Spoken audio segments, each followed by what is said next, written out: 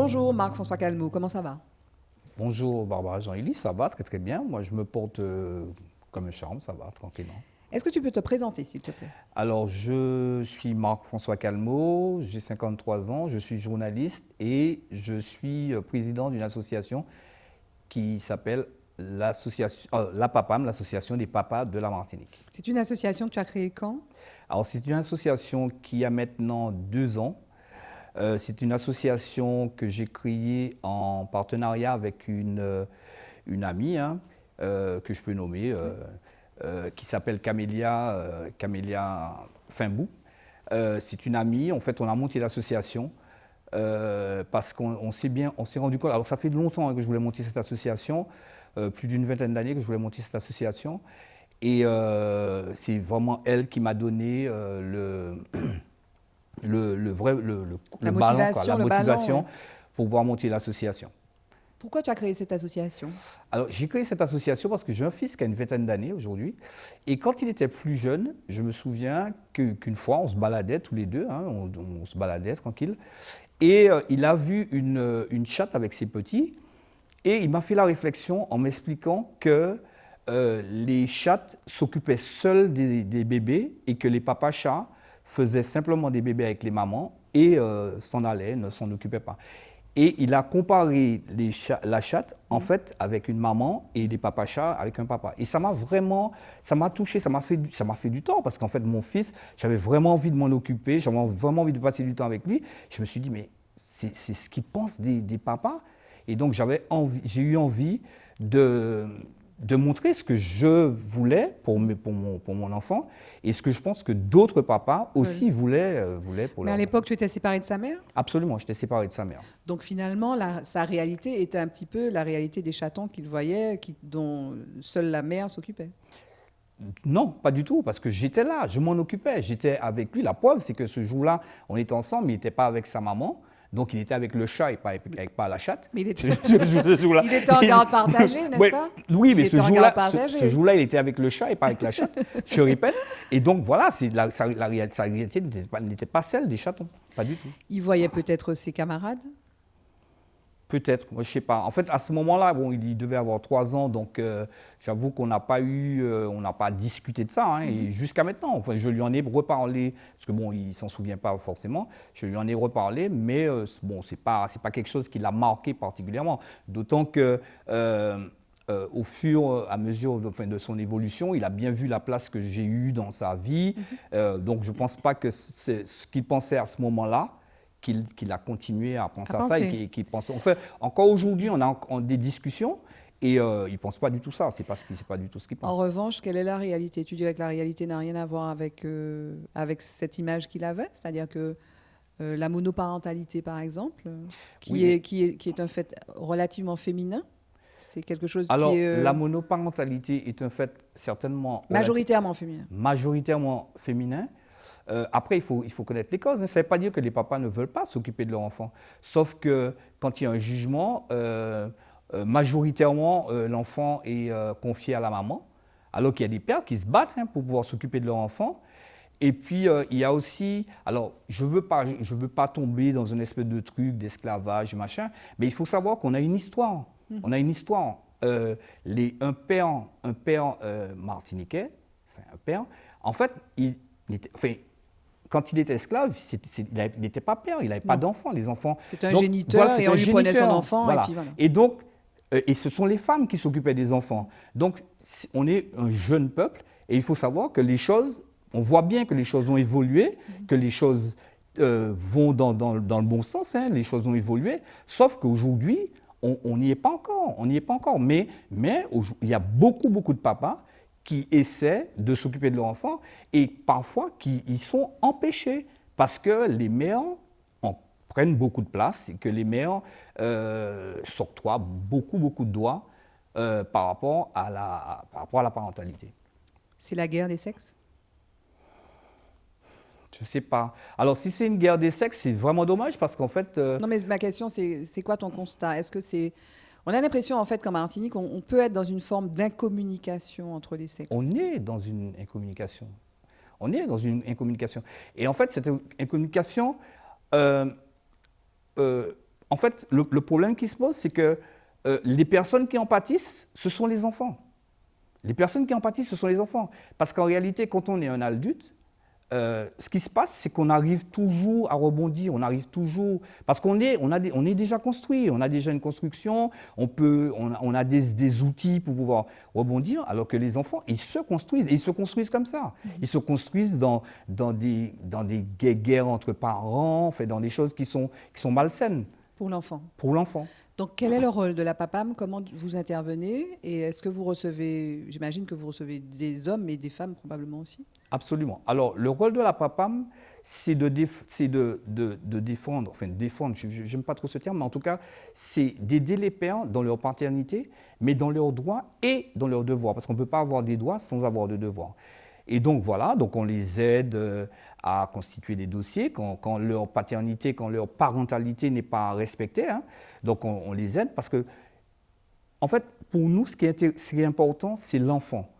Et un enfant qui est dépossédé d'une partie de sa vie, parce que quand un papa ne s'occupe pas de son enfant ou qu'il est empêché de s'occuper de son enfant, l'enfant est dépossédé d'une partie de sa vie. Parce qu'en réalité, ce qui se passe, c'est qu'il ne bénéficie que de la partie de la maman et pas de la partie du papa. Et certainement que dans la famille de son père, il y a des choses qui pourraient lui être apportées, il y a des choses qui pourraient lui être bénéfiques. Mm-hmm. Et tout ça, il n'en bénéficie pas, malheureusement. J'ai envie de te poser la question, à quoi ça sert un papa au fond?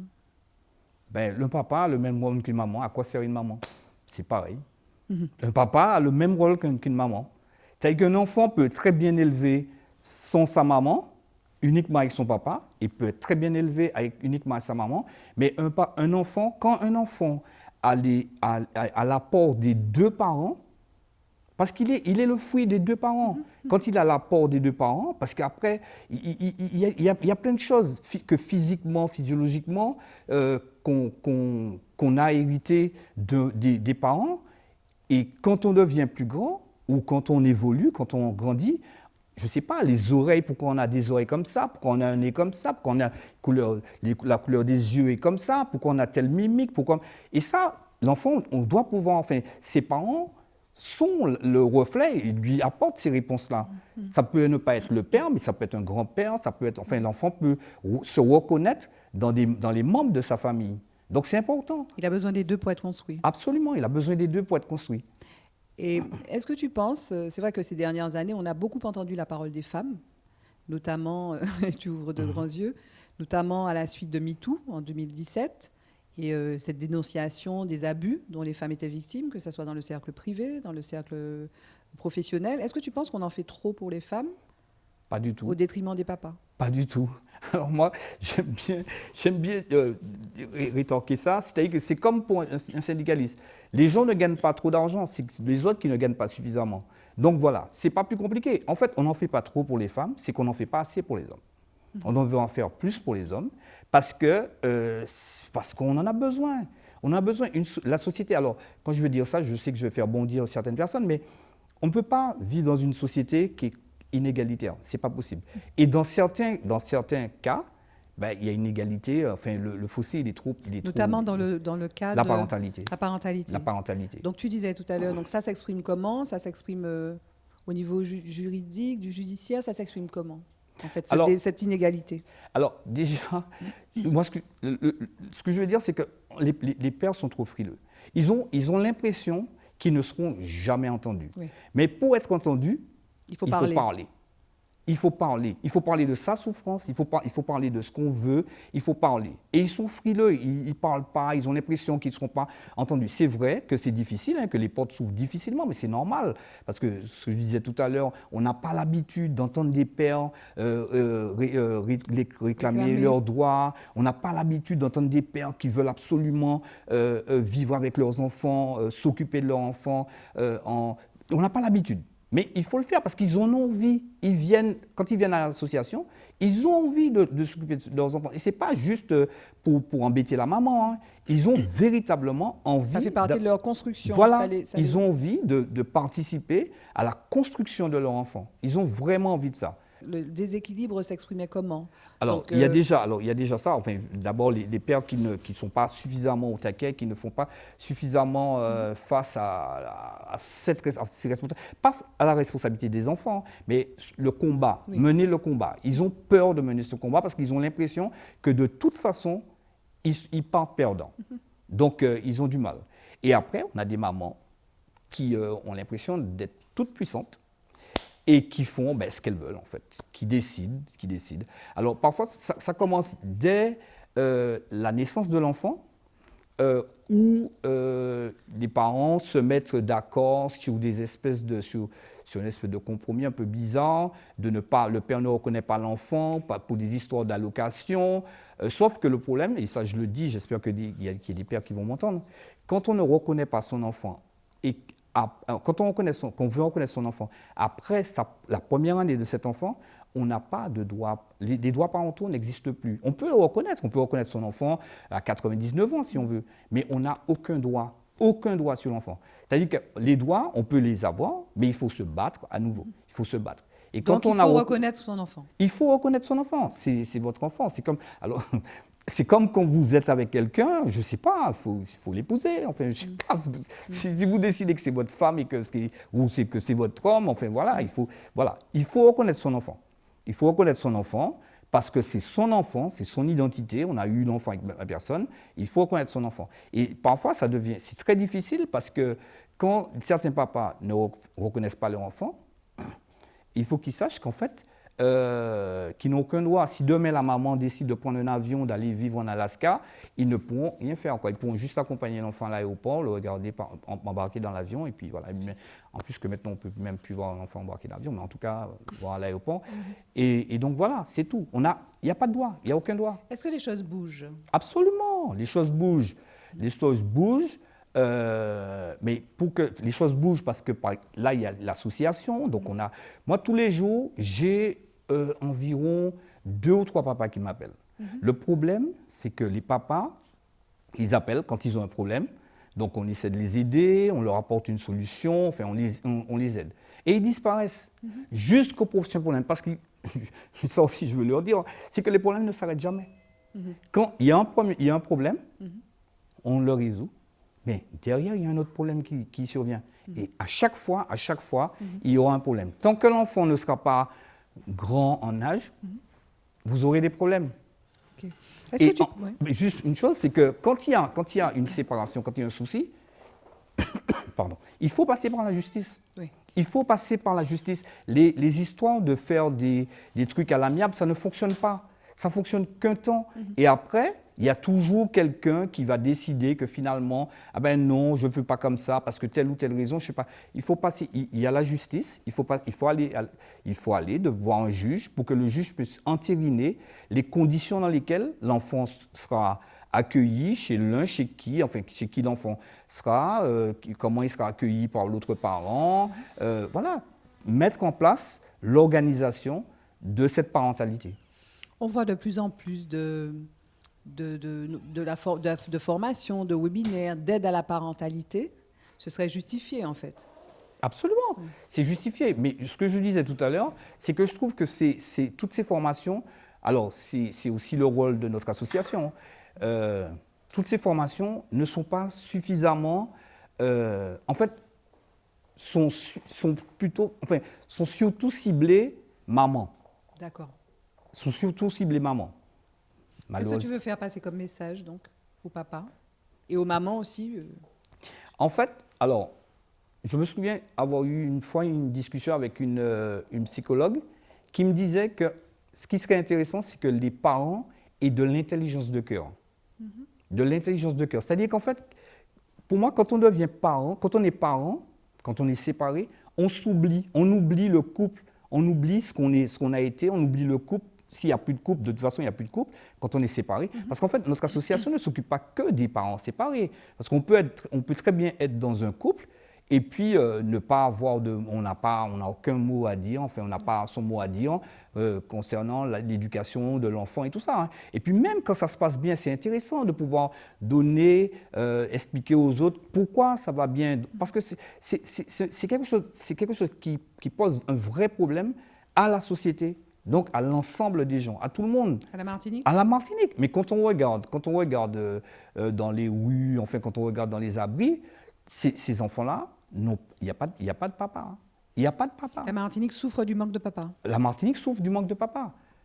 On ne peut pas élever un enfant seul, dans des histoires, alors je vais parler comme un Martiniquais, dans des cancans. On ne peut pas, c'est pas possible.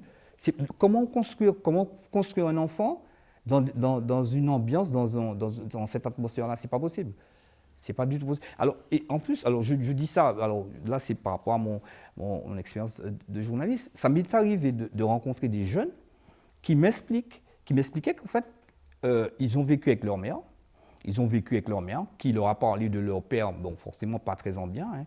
Et en même temps, le père qui ne s'est pas beaucoup manifesté, donc a donné raison à la maman.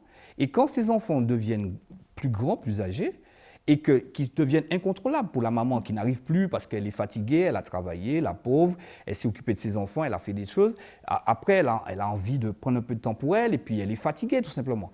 Donc elle demande à cet enfant-là d'aller voir son père, d'aller vivre chez son père. Le problème est que quand le père, il est bien content de pouvoir passer du temps avec son enfant, c'est son enfant. Et puis quand on devient un peu plus âgé, on a envie d'avoir une compagnie, voilà. Et puis là, peut-être qu'il a entendu ça, mais qu'il ne s'est pas battu, comme je disais tout à l'heure, il ne s'est pas battu, il a estimé que le combat était perdu d'avance, il ne s'est pas battu. Mais quand il récupère cet enfant, c'est deux étrangers qui se retrouvent dans une maison. Et ça ne peut pas bien se passer. Ce n'est pas possible, ça ne peut pas marcher. Ça ne peut pas marcher. Parce que c'est deux étrangers qui se retrouvent dans une maison. Qu'est-ce qu'il faut faire alors? Il faut que les uns et les autres comprennent bien que chacun a une place et qu'on respecte la place de chacun. Et qu'on se dise que l'apport de chacun est important, c'est super important pour que les enfants puissent grandir de façon la meilleure façon possible. Harmonieuse. Absolument. Il y a un site internet, un numéro de téléphone de la PAPAM? Alors, il y a un numéro de téléphone, c'est le 07 47 15. Et le site internet de mémoire, c'est associationlapapam@gmail.com. Le mail? C'est ça. Arrobase, c'est le mail. Oui, mais le site internet, c'est... Ah non, on n'a pas de site internet. Mais justement, parce qu'en fait, c'est difficile. Moi, enfin, on n'est pas nombreux à travailler. En fait, c'est difficile de fédérer les papas. C'est vraiment difficile. Moi, je disais tout à l'heure qu'en fait, ce que j'aimerais, c'est de voir des papas sur le boulevard du Général de Gaulle, remplis de papas qui viennent pour dire qu'ils ont envie de prendre part à l'éducation, à l'épanouissement de leur enfant, qu'ils viennent le dire, qu'on puisse se rendre vraiment compte que les papas ne sont pas des lâches, ne sont pas des personnes qui font des enfants, ne sont pas des papas chats, mais que ce sont des vrais hommes et qu'ils ont envie de faire en sorte que cette société soit différente de celle qu'elle est aujourd'hui. Et puis je voulais juste dire un mot sur la pension alimentaire, parce que c'est important, ça fait partie des choses importantes hein, dans la relation, quand il y a une séparation, bien entendu. Moi, je suis totalement pour la pension alimentaire. Totalement pour la pension alimentaire. Après, je pense que la pension alimentaire pourrait être gérée différemment. Quand un papa ne s'occupe pas du tout de son enfant, ne veut pas entendre parler de quoi que ce soit, d'aide ou machin, je pense qu'effectivement, de façon pécuniaire, c'est normal. Mais je trouve que quand un papa veut s'occuper de son enfant, c'est beaucoup mieux de permettre à ce père d'emmener son enfant, par exemple, acheter des vêtements, faire des courses, faire des choses. Parce que comme ça lui permet de passer du temps avec son enfant, de connaître ses goûts, de connaître son enfant tout simplement. Parce que donner de l'argent, c'est facile, hein. On peut donner 500 €, 1000 €, mais quelle relation on a avec un enfant? C'est comme, je ne sais pas, vous pouvez donner beaucoup d'argent à votre femme, mais si vous n'en prenez pas soin, vous ne la prenez pas dans vos bras, enfin, voilà, il n'y a pas d'amour, il n'y a absolument rien. Et je trouve que c'est dommage de circonscrire l'histoire de pension alimentaire qu'à une question d'argent. Et je trouve ça vraiment dommage. Donc, je tenais juste à dire ça. Merci Marc-François Calmeau. Merci. Et merci d'être venu. Merci de m'avoir invité.